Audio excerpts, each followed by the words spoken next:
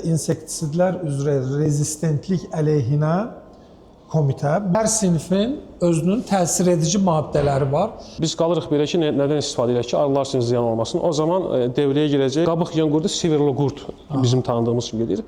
Alfa supermetrin, supermetrin, bunlar lambda sklatrin, bunlar daha əlverişli vasitələrdir. Olan liposfen, fenoskar, bunlar həm həşəratın özünü, həm də yumurta və sülfələri məhv etmək üçün nəzərdə tutulub.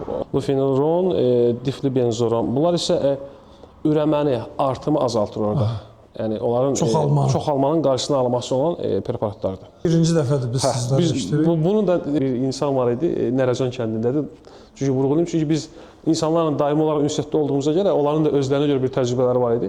Salam əziz fermerlər, bugün sizi Xaçmaz Bağçılıq ofisindən salamlayırıq. Bugünkü gün mövzusu insektlər və akarsitlər sinifləri haqqında Rasim müəllim sizə açıqlama verəcək.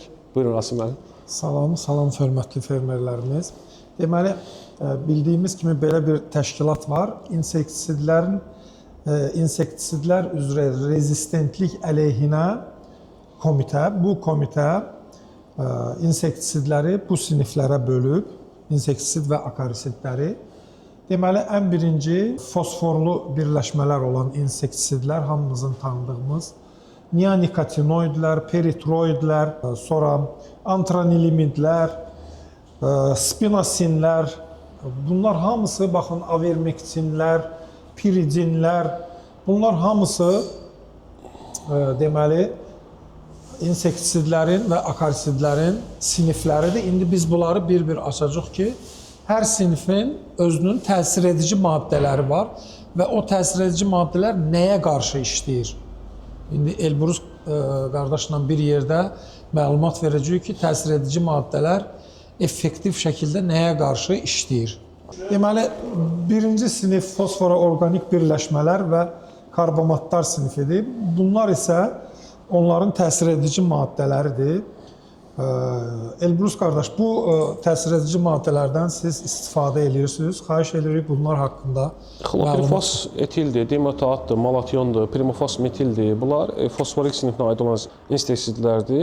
Keyfiyyət baxımından daha xlopirifos etil düzdür, qadağan olunub, amma daha əlverişli bir vasitə idi istifadə etməyimiz üçün. Həm torpaqdakı həşəratların bazarlanır, həm də ağacdakı.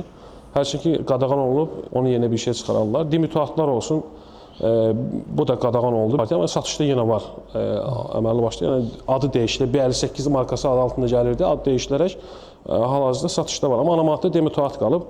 Dimetoatın özəlliyi nədən ibarətdir? Fosforik zəhərlərin ümumiyyətlə özəlliyi nədən ibarətdir? Bizim masrafdan biraz masrafımızı azaltır. Nə mənada azaltır?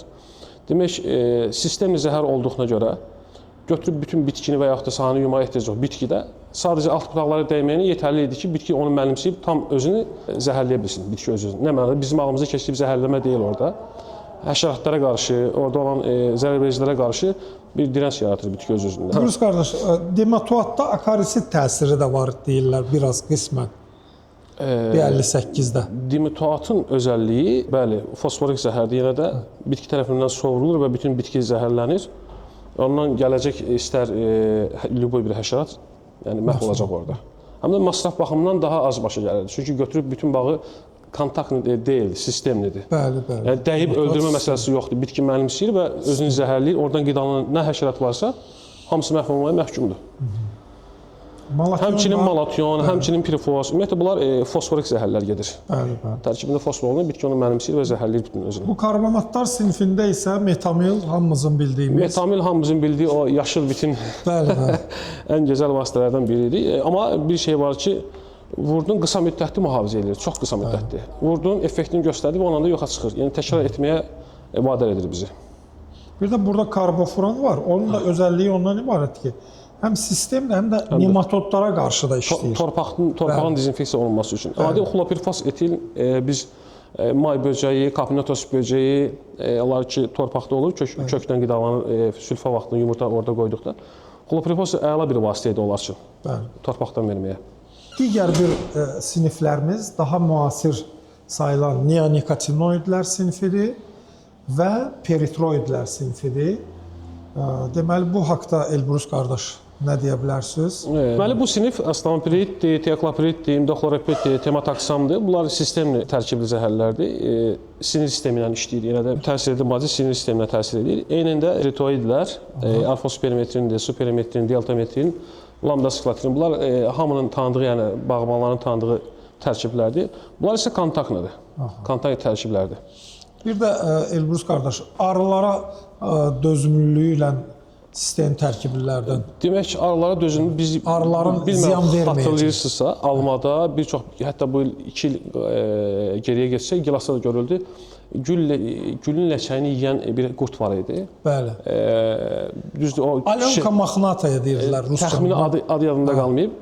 Biz qalırıq belə ki, nədən istifadə edək ki, arılar üçün ziyan olmasın. O zaman devrəyə girəcək tiakloprid. Bax, oradan istifadə etmək olur çiçəklənmə dövründə. Bundan. Bəli, istifadə də eləmişik. Bu birisilər isə deməli sofkalarda bizim ən çox problemi olan zoğ qurdu deyir. Tabir icazı bu cəmaətin dilindədirsə, zoğ qurdu, sivirli qurd əslində ədəbiyyatda şərq meyvə yeyən qurdu və şərq qabıq yeyən qurdu gedir. Zoğ qurdu şərq meyvə yeyən qurdudur. Qabıq yeyən qurdu sivirli qurd bizim tanıdığımız kimi gedir. Alfa supermetrin, supermetrin, bunlar lambda-sklatrin, bunlar daha əlverişli vasitələrdir. Onlarla mübarizə aparmaq üçün. Ağız forması gəmirici olanlardır da bunlar, səhv eləmirəmsə. Yox, gəmirici olanlar deyil. Onlar tırtıllar sinifinə aiddir, gəmiricilər. O tırtıllar üçün ayrıdır. Deməli, bir çox hallarda hamıya maraqlı gələ açıqlayır, bunu da açıqlayır. Alfa supermetrinin tətbiqini hansı vaxtlar deyək? Ümumiyyətlə, onların gəlmə vaxtı ilk etap üçün, taxıllar biçildiyi vaxt, yəni bunu tutdura bilsə bizim cəmaət daha rahat olar üçün. İki epizodda gəlirlər. Bir taxıllar biçildikdə, bir də ikinci vegetasiyonun ilkin etapında. Orada avqust ayının əvvəllərinə təsadüf edir. 2 ayda bu preparatdan tətbiq eləsəz, o problemi çözə bilərsiniz. Alfa supermetrin. Bəli, alfa supermetrin. Lambda-sklatrin nə qədər? Lambda-sklatrin. Bəli, alfa supermetrin, lambda-sklatrin. Hansı əvəz də eləmək olar da? Bəli. Birinci partiya alfa supermetrin, ikinci lambda-sklatrindən istifadə edə bilərsiniz. Bəs bu sistem tərkiblilərdən imidaklopridi elə bir ki, yay boyunca tətbiq edən fermerlərimiz var. O bir rezistentlik yaratmır ziyanvericilərdən. Dirəns yaratmaq... Yəni bütün yay boyu imidaklopirid. Yox, eyni tərkibi zəhərlərdə ümumiyyətlə qaçılmaq lazımdır. Dəyişmək də bir dəfə tiametoxam məsəl üçün, bir dəfə belə. Ümumiyyətlə peritroidlərdə. Ümumiyyətlə bu sinifə aid olan peritroidlərdə bu tərkiblər alfa supermetrin, supermetrin, deltametrin, lambda-sklatrin bitkidə dirəns yaratmaz. Bəli. Kontaktlıdır, yəni sovrulub orada qalmaq davamlı istifadə eləyə bilər. Davamlı istifadə eləmək, amma bunlarda biraz dəyişmək lazımdır. Daimi olaraq eyni tərkibdən istifadə etməyə əksi uyğun deyil.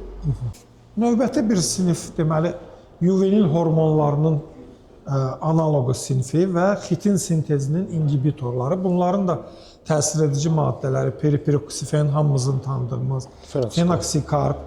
Bunlar haqqında Elbrus qardaş məlumat verir. Deməli, peripiroksifen, fenoksikarp, bunlar həm həşəratın özünü, həm də yumurta və sülfələri məhv etmək üçün nəzərdə tutulub, o formatda istifadə edirik. Digər ikinci sinif xitin sintezinin inhibitorları, lufenilron, diflibenzoron. Bunlar isə ürəməni, artımı azaltır orada. Yəni, onların çoxalmanın qarşısını alması olan preparatlardır. Bir də Elbrus qardaş, bu peripiroksifendən şitovkada istifadə edirlər. Türk dilində ona tut kabuklu biti deyirlər. Biz ona şitovka deyirik. Rus dilində şitovkadır. Bəli, şaftalda daha çox olur. Peripiroksifen tərkibindən istifadə edirik. Effekti varmı? Effekti var, amma... Çünki bizdə biraz şaftalı bağında problemlər olur. Belə bir məsələ var ki, əgər ölçü vaxtı var deyək ki, balacadırsa, xırda, elə ki, təzə başlayıblarsa, orada qarşısını almaq. Əgər onlar böyüdürsə, orada çətinləşir artıq onun qarşısını almaq. Çox çətinləşir. Yəni, onu yayılmağa, artmağa qoymamaq lazımdır. Profilaktik olaraq tədbir görülsə, şaftalda daha yaxşıdır. Şərəflərə qarşı. Digər bir sinif isə antranilamidlərdir. Bunlar nisbətən təzə sinifdir. Daha müasirdir, sistem təsirlidir. Xlor antraniliprol və siantraniliprol bu ana maddələrdir. Elbrus qardaş, buyurun, bu haqda da deyin.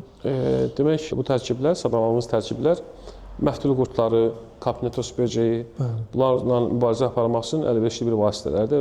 Demək olar ki, əvəz olunmaz bir vasitələrdən biridir. Sonra bu qrupa daxil olan indeksakarp ana maddəsi var. Spinosillər, indeksakarp, bunlar iç qurdları üçün, meyvənin iç qurdları ən çox da indeksakarpdan alma sahələrini daha çox istifadə edirlər. Daha çox istifadə edirik, bəli. Bir də Elbrus qardaş, avermektinlər sinifi var. Abamektin, akarsit gedir artıq bunlar. Abamektin, Aversektin. Aversektin digərləri də var. Bir də maraqlısı immektin benzatı da burada daxil ediblər. Yəqin ki, o da sinir sisteminə təsir etdiyi üçündür. Amma immektin benzatdan biz digər o tırtıllar var deyə dedim. Orada da daha gözəl istifadə edirik. Qırmızı hörümçək üçün istifadə etmirik açıqca bu tərkibi, amma hərçəyin ki bunu daxil edirlər. Amma akarsit kimi, abamektin inseksid akarsitdir zaten. Bəli. Tam akarsit deyil. İstifadə edilir qırmızı hörümçəkdə. Bəli, bəli. Çox sağ olun. Bir də akarsitlər haqqında nə deyim? Dedik ki, abamektin benzat, hərçəyin ki qırmızı hörümçəkdə istifadə eləmirik.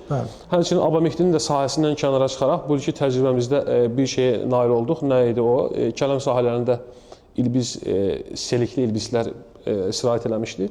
Abamektin tərkibi gözəl bir iş gördü orada. Faktiki olaraq məhv etdi onları. Bunu birinci dəfədir biz sizlərləşdiririk. Bunun da adını da vurğulayım. Bu bir insan var idi, Nərəcan kəndindədir. Çünki vurğulayım, çünki biz insanlarla daimi olaraq ünsiyyətdə olduğumuza görə onların da özlərinə görə bir təcrübələri var idi. Adam kələm sahəsi əkmişdi. Faktiki olaraq nə qədər preparatlardan istifadə ilə qarşısına ala bilmədi.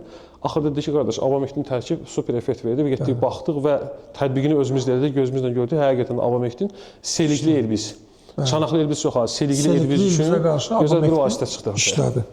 Bunu da vurğulayaq. Yaxşı.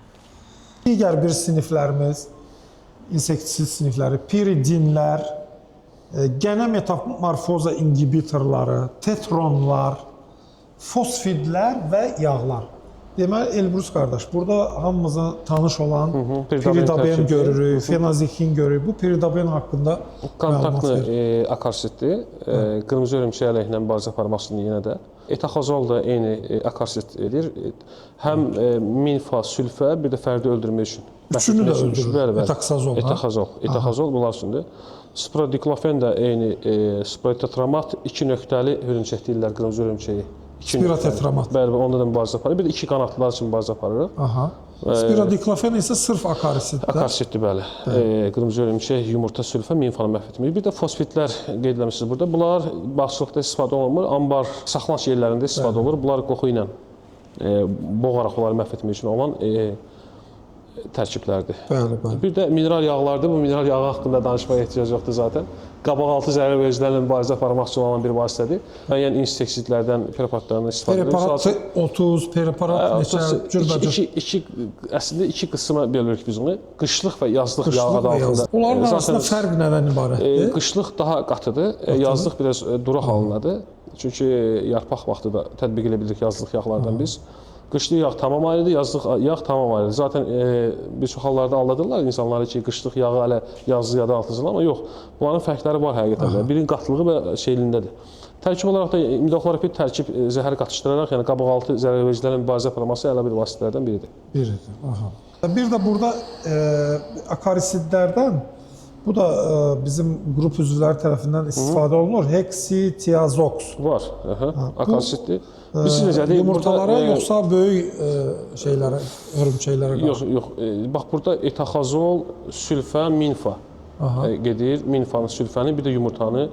Eyni şeydə bunlar görür. Bu heksitiazox ikisini də götürür. Həm fəri də götürür, həm yumurtanı da götürür. Bir də bunlar şey məsələsi var. Artımı azaldır. Yəni, doğub törəmənin qarşısını alması olan preparatlardır. Bu haqda bu qədər məlumat verdik. Çox sağ olun Elbrus qardaş. Xoş oldu bizə. Ətraflı məlumat üçün. Çox sağ olun. Çox sağ olun.